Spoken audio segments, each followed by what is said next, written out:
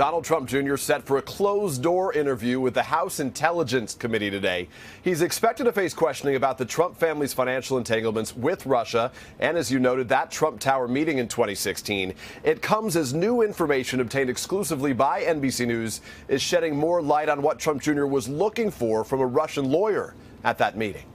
Russian lawyer Natalia Veselnitskaya, in her own words, 51 pages of written testimony to the Senate Judiciary Committee, obtained exclusively by NBC News. The lawyer telling investigators at that June 2016 Trump Tower meeting with Jared Kushner and Paul Manafort, Donald Trump Jr. asked whether she had evidence of illegal donations to the Clinton Foundation.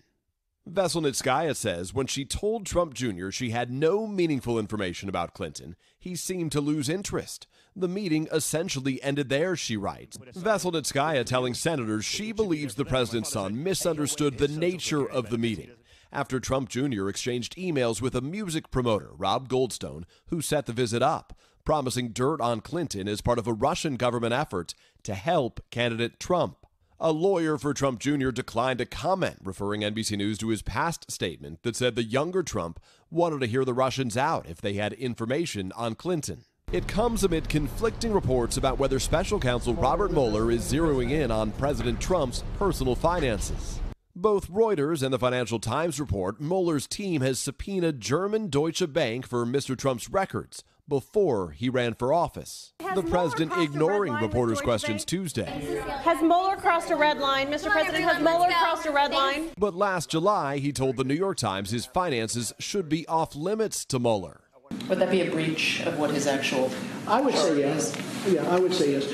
In fact, Mueller's Justice Department marching orders on Russia include any matters that arose or may arise directly from the investigation. The White House says the stories are fake news. No subpoena has been issued or received. The president's personal lawyer says his teams confirmed that with Deutsche Bank. But some subpoenas are supposed to remain secret, meaning the bank might not be allowed to tell anyone about it. Deutsche Bank's statement to NBC News that it takes its legal obligations seriously and remains committed to cooperating with authorized investigations into this matter. As for the latest on former National Security Advisor Michael Flynn, after being pressed when President Trump knew that Flynn lied to the FBI, the president's press secretary, Sarah Sanders, directed us to contact Mr. Trump's outside lawyer, a man by the name of John Dowd. I did follow up with Dowd, but he refused to engage, writing me, quote, Flynn was first accused and charged last Friday. No more questions. Hoda and Savannah.